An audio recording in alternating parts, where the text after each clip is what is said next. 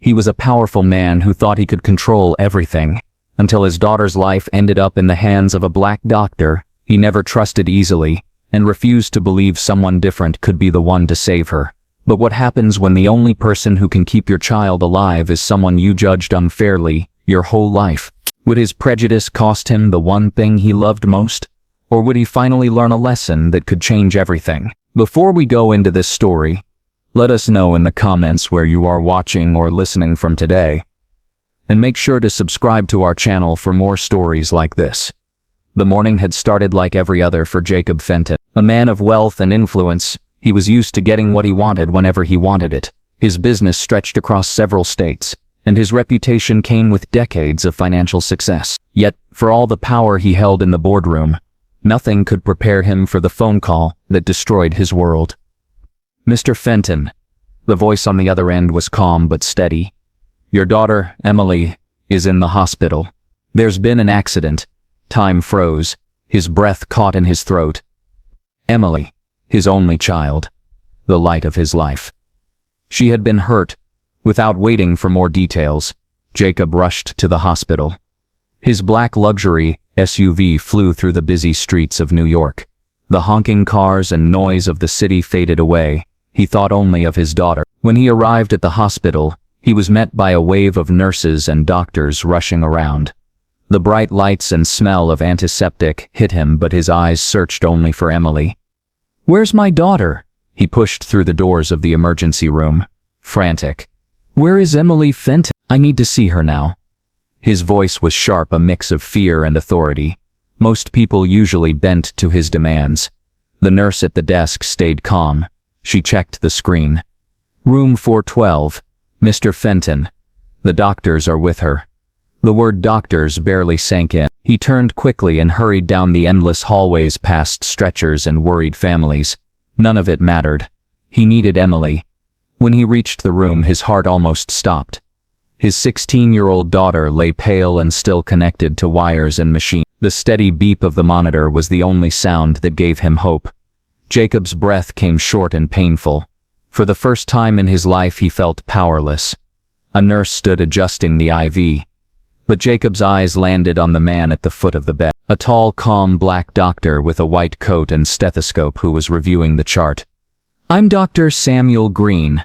The man extended his hand, but Jacob didn't move. He only narrowed his eyes. "I'm Emily's father." Jacob's voice was cold. "What happened to my daughter?" Dr. Green lowered his hand, but stayed composed. "Your daughter was in a car accident. She has a serious head injury and internal trauma. The next hours are critical." Jacob's stomach twisted at those words. "And you're the one treating her?" "Yes. I'm the lead physician. I handle trauma cases." Jacob's eyes burned with suspicion. "Isn't there someone else?" Dr. Green didn't flinch. "We already performed scans and we're working to stabilize her. Time is critical." Jacob's voice rose. "You're talking about my daughter's life. I want the best care." Dr. Green stayed calm. "That's exactly what I intend to give." But Jacob's mind spun. His anger and fear made it easy to direct blame at the man in front of him. A black doctor in charge of his daughter's life. It clashed with every bias Jacob had hidden deep inside. "I want a second opinion." Jacob snapped. Dr. Green nodded. "Of course. But we can't waste time." Before Jacob could reply, a nurse entered with new vitals. Dr. Green moved to check them. Jacob stayed frozen by Emily's side, torn between fear and mistrust. He always prided himself on making decisions that protected his family, but this he could not control. Hours dragged as Jacob sat by her bed. Nurses came and went, but Dr. Green stayed steady, focused on every detail. Jacob's mind battled itself. Part of him wanted to trust, but the prejudice he had carried for years whispered against it. His hands itched to make a call to replace the doctor, but Emily's fragile condition stopped him. He sat helpless. His empire and power meant nothing here. His phone buzzed, but he ignored it. Nothing mattered except Emily. A knock at the door. His business partner Charles Reed entered. His silver-haired friend of decades looked at Jacob with concern. "How is she?" Jacob's voice cracked. She's holding on, but I don't know if she'll make it. The doctor. Dr. Green. He's doing everything, but I don't trust him. Charles frowned. Why don't you trust him? Jacob hesitated. He couldn't say the real reason. I just don't feel comfortable. Charles looked at him firmly. Jacob, if this is about who the doctor is and not about what he's doing, you're making a mistake. Jacob snapped back. I have the right to demand the best. Charles stayed calm. Yes, you do, but ask yourself, are you letting bias cloud your choice? The word bias stung. Jacob stiffened. He had never called himself prejudiced. He hired people of all backgrounds. But deep down he knew the truth. And it made him uneasy. Charles left him to his thoughts. Jacob paced the hallways later. He was used to power. Now he was helpless. Emily's life was in the hands of the man he doubted. Back in the room, Dr. Green gave him updates. Stable for now, but still serious. Jacob folded his arms, staring. His voice low. Maybe we need another opinion. Dr. Green replied. You're her father, but the best thing now is to focus on her recovery. Before Jacob could argue, the machines beeped loudly. Emily's oxygen was dropping. Panic surged through him as Dr. Green called out swift instructions. Nurses moved quickly. Jacob stood frozen, watching. For the first time he realized he had no control. The medical team worked with urgency. Dr. Green's calm voice cut through the chaos. Increase O2. Adjust this line. Jacob's heart pounded as he watched. The beeping steadied at last.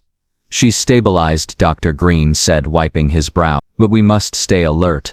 Jacob sank into the chair, trembling. Relief washed over him. His anger began to fade, replaced with something else. Respect. Fear. Realization. Emily's life truly was in Dr. Green's hands. Morning came. Dr. Green updated him. Emily's oxygen improved. A CT scan would be done. For the first time, Jacob felt a flicker of hope. He hesitated, then spoke. Doctor, I know I haven't been fair. I've let my own views affect how I saw you. But I appreciate everything you've done. Dr. Green nodded. My goal is her care. Jacob swallowed. I trust you. The words felt heavy but real. Later results showed swelling in the brain. Dr. Green said. Surgery was needed. Jacob's heart sank.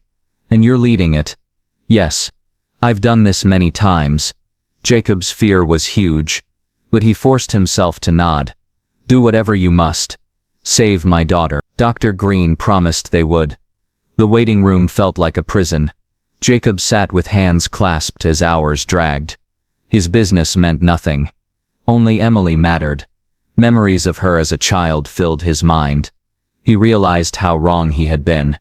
His prejudice almost cost him her life. A nurse updated him mid-surgery. Things were going smoothly. Jacob breathed again. Later, Dr. Green entered. Surgery was a success. She's stable. Relief crushed him almost to his knees. Thank you. He whispered with tears in his eyes. Thank you for saving her. Dr. Green smiled softly. She's strong. She will recover. Jacob's eyes filled with tears. For years he believed strength meant control. But now he saw strength in trust. In admitting his mistakes. He apologized. Dr. Green accepted. In the days after Emily improved, she slowly woke up. Dad, she whispered. What happened? You had an accident. But you're okay now. She smiled weakly. Jacob's heart overflowed with gratitude. He had been wrong. He would not waste this second chance. Dr. Green kept visiting daily. Jacob grew to admire him not only as a doctor, but as a person. He saw the compassion in his work. He saw the patience and care. Jacob began to change. 2 weeks later, Emily moved to a brighter room. She smiled at the city view. Beautiful, she murmured. Not as beautiful as you recovering, Jacob said. She thanked him for staying.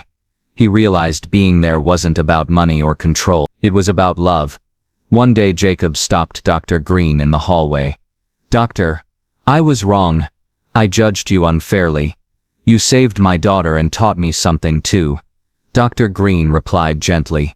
We all carry bias. What matters is learning. Jacob shook his hand firmly this time, a gesture that meant more than words. Months later, Emily made a full recovery. Jacob invited Dr. Green to lunch.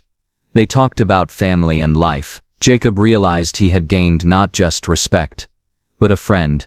Walking later with Emily in Central Park, he felt peace. His daughter laughed with friends.